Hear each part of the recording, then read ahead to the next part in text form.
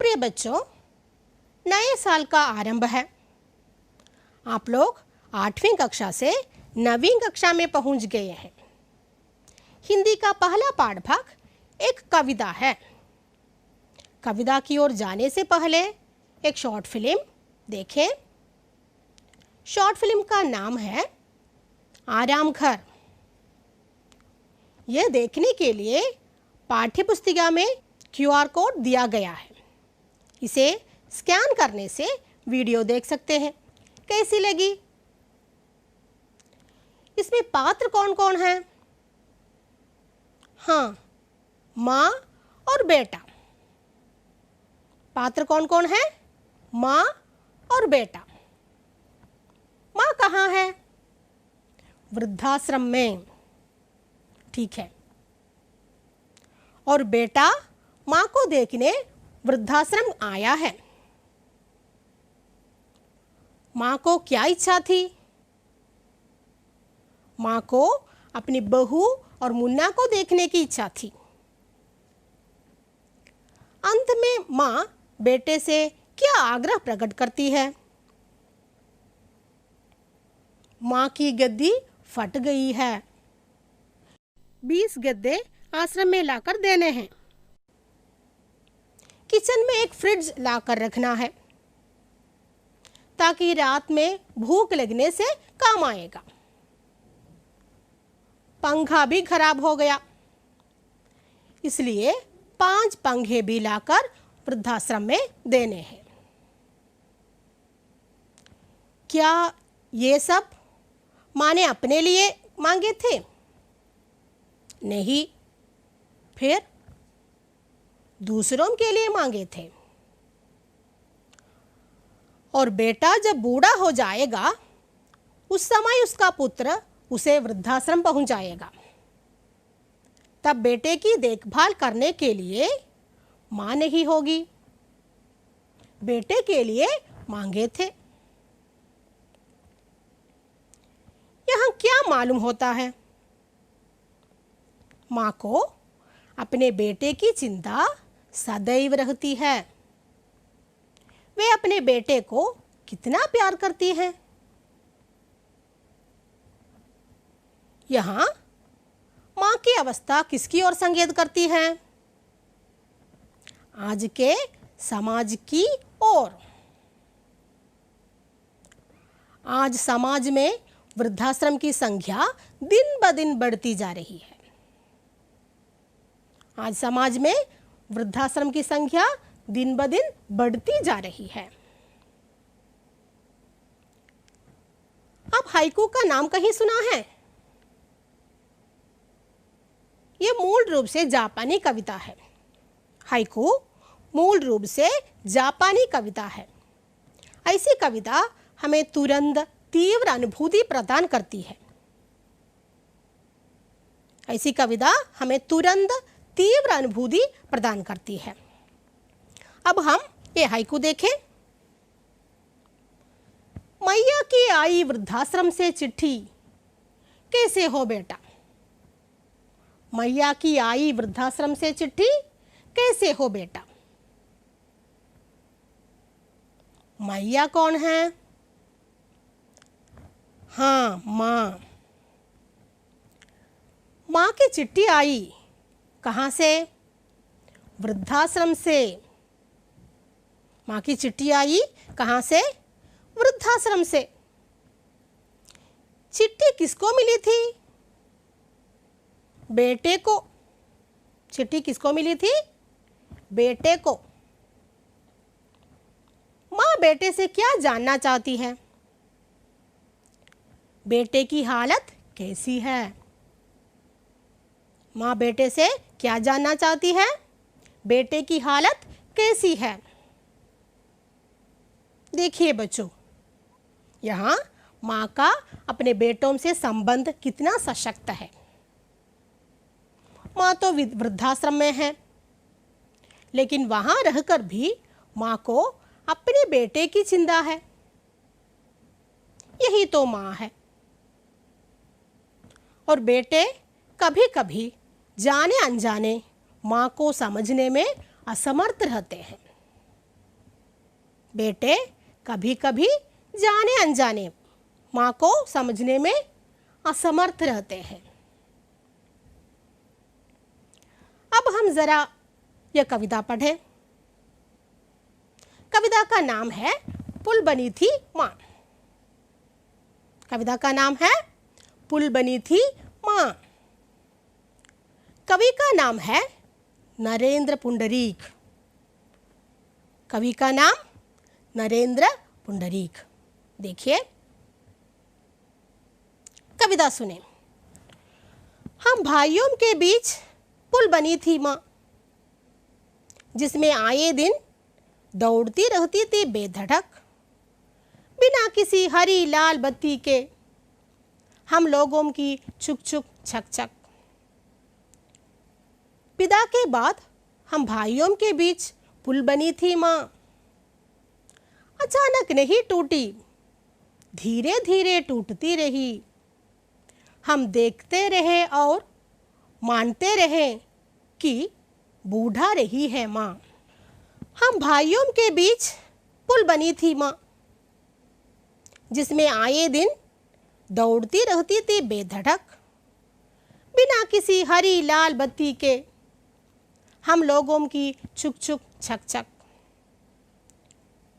पिता के बाद हम भाइयों के बीच पुल बनी थी माँ। अचानक नहीं टूटी, धीरे धीरे टूटती रही। हम देखते रहे और मानते रहे कि बूढ़ा रही है माँ। कविता के शीर्षक की ओर ध्यान दें। कविता का शीर्षक क्या है? पुल बनी थी माँ। पुल बनी थी माँ। माँ को यहाँ पुल कहा गया है। माँ को यहाँ पुल कहा गया है। पुल माने क्या है? पुल माने क्या है? देखिए, पुल दो किनारों को आपस में जोड़ता है। पुल दो किनारों को आपस में जोड़ता है। माँ को यहाँ पुल क्यों कहा होगा? जरा सोचिए और बताइए। हाँ, माँ घर के सदस्यों को आपस में जोड़ती है। माँ घर के सदस्यों को आपस में जोड़ती है। ठीक है, तो आप इस प्रश्न का उत्तर सोच समझकर लिखिए। अपनी अध्यापिका को जरूर दिखाएं। यहाँ देखिए, हम भाइयों के बीच पुल बनी थी माँ। माँ हम भाइयों के बीच पुल बनकर रहती है। माँ परिवार के हर सदस्यों को आपस में जोड़ने वाली कड़ी है। माँ परिवार के हर सदस्यों को आपस में जोड़ने वाली कड़ी है। ठीक है ना? देखिए, जिसमें आए दिन दौड़ती रहती थी बेधड़क, बिना किसी हरी लाल बत्ती के हम लोगों की छुक छुक छक छक। जिसमें आए दिन दौड़ती रहती थी बेधड़क, बिना किसी हरी लाल बत्ती के हम लोगों की छुक छुक छक छक। देखिए, माँ तो बच्चों के लिए पुल के समान है। फिर मारूबी पुल से बच्चों की जिंदगी बेधड़क यानी बेरोक टोक अर्थात बिना किसी रुकावट के चलती रहती है। मारूबी पुल से बच्चों की जिंदगी बेधड़क यानी बेरोक टोक अर्थात बिना किसी रुकावट के चलती रहती है। ठीक है ना। यहाँ छुक छुक छक छक चलने वाली गाड़ी क्या है? छुक छुक छक छक चलने वाली गाड़ी रेलगाड़ी। अच्छा, तब यहाँ रेलगाड़ी किसे कहा गया है? हाँ, वही बच्चों की जिंदगी को रेलगाड़ी कहा गया है। बच्चों की जिंदगी को रेलगाड़ी कहा गया है। बिना किसी हरी लाल बत्ती के, बिना किसी हरी लाल बत्ती के, यहाँ हरी लाल बत्ती का मतलब क्या है? देखिए ये चित्र। रेलगाड़ी चलने के लिए हरे रंग की बत्ती और रुकने के लिए लाल रंग की बत्ती उपयोग होता है। रेलगाड़ी चलने के लिए हरे रंग की बत्ती और रुकने के लिए लाल बत्ती का उपयोग होता है। इसमें कवि कहते हैं कि मारूबी पुल से बेटों की जिंदगी रूबी रेलगाड़ी बिना किसी रुकावट के यानी बिना हरी लाल बत्ती के बेरोक टोक चलती रहती है। अतः माँ की छाया में बच्चे बेधड़क चलती रहती है। मारूबी पुल से बेटों की जिंदगी रूबी रेलगाड़ी बिना किसी रुकावट के यानी बिना हरी लाल बत्ती के बेरोक टोक चलती रहती है। अतः माँ की छाया में बच्चे बेधड़क चलती रहती है। एक बार फिर कवितांश पढ़ें। हम भाइयों के बीच पुल बनी थी माँ, जिसमें आए दिन दौड़ती रहती थी बेधड़क बिना किसी हरी लाल बत्ती के हम लोगों की छुक छुक छक छक। तो बच्चों, हमने अभी तक जो पढ़े हैं जरा एक बार फिर देख लें। कविता का नाम क्या है? पुल बनी थी माँ। अच्छा, कवि कौन है? नरेंद्र पुंडरीक। ठीक है। इस कविता में हम किसका सूचक है? इस कविता में हम किसका सूचक है? माँ का या बेटों का? उत्तर बता सकते हैं? हाँ, बिल्कुल ठीक, बेटों का सूचक। यहाँ हम बेटों का सूचक है। तो बेटे के लिए माँ क्या बनी थी? पुल। तो यहाँ माँ को पुल क्यों कहा गया है? बेटों की जीवन रूपी गाड़ी माँ रूपी पुल से चलती रहती थी। बेटों की जीवन रूपी गाड़ी माँ रूपी पुल से चलती रहती थी। वो भी कैसे चलती रहती थी? बेधड़क माने बेरोक टोक अर्थात बिना किसी रुकावट के। बेधड़क माने बेरोक टोक अर्थात बिना किसी रुकावट के। यहाँ चुक चुक चलने वाली रेलगाड़ी का संबंध किससे है?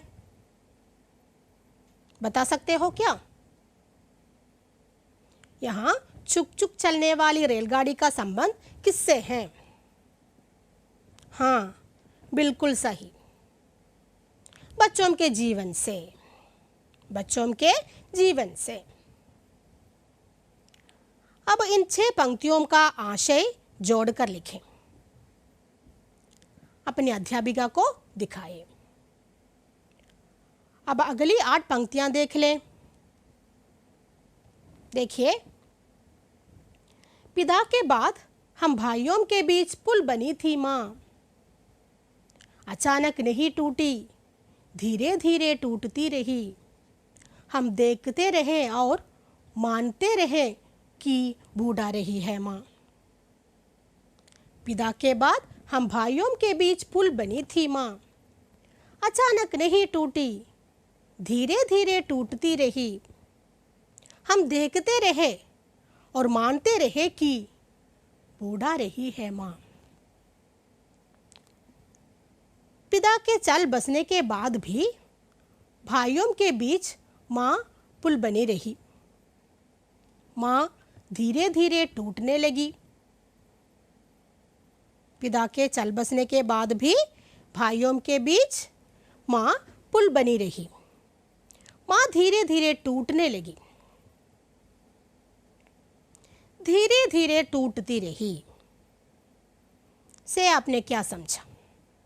धीरे धीरे टूटती रही। किसी का टूटना क्या होता है? टूटना क्या होता है? दुर्बल होना।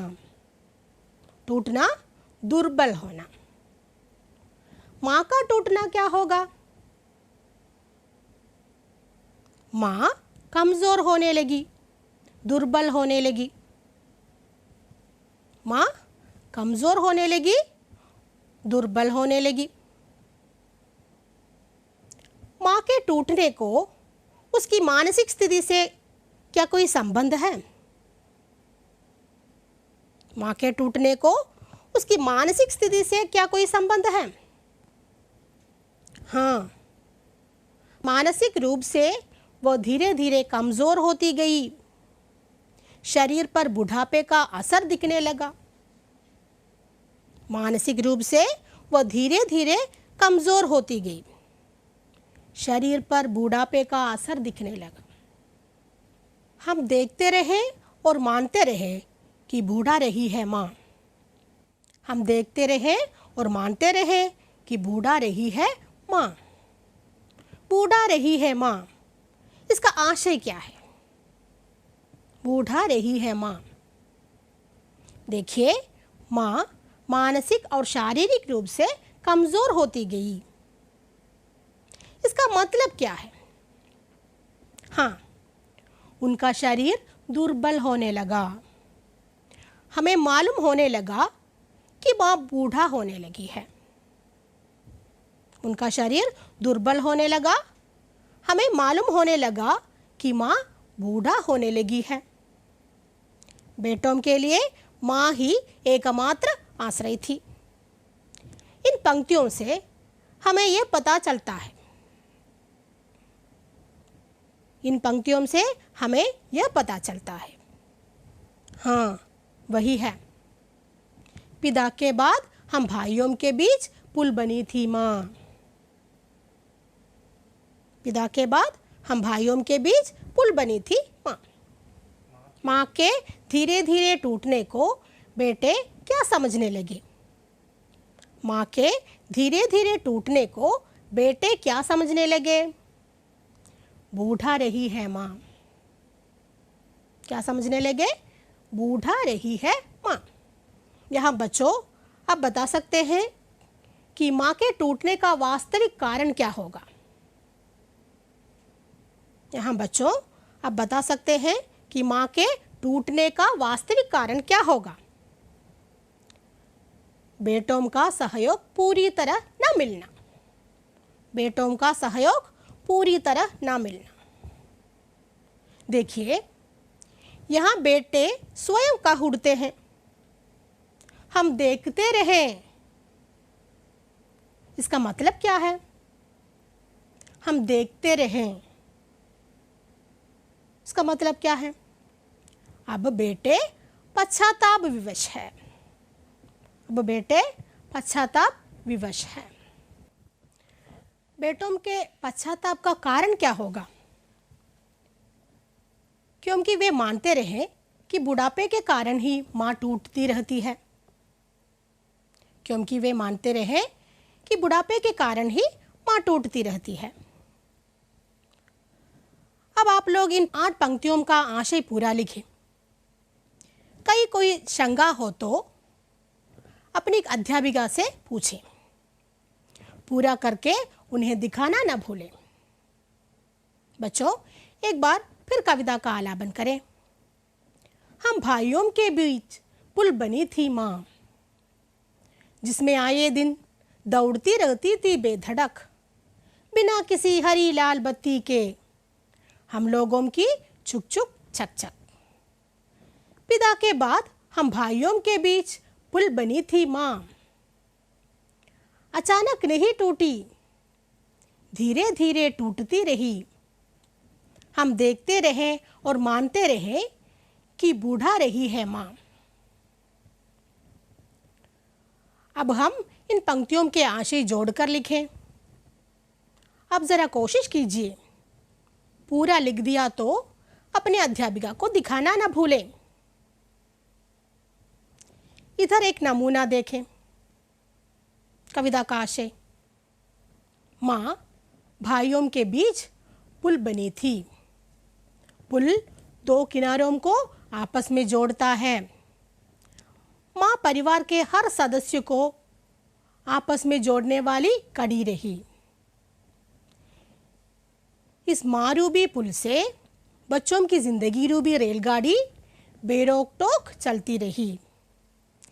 पिता के चल बसने के बाद भी भाइयों के बीच माँ पुल बनी रही। माँ धीरे धीरे टूटने लगी, यानी मानसिक रूप से वह धीरे धीरे कमज़ोर होती गई। उसके शरीर पर बुढ़ापे का असर दिखने लगा। वह शारीरिक रूप से भी कमज़ोर होने लगी थी। बच्चों, कविता कैसी रही? एक बार फिर पढ़िए।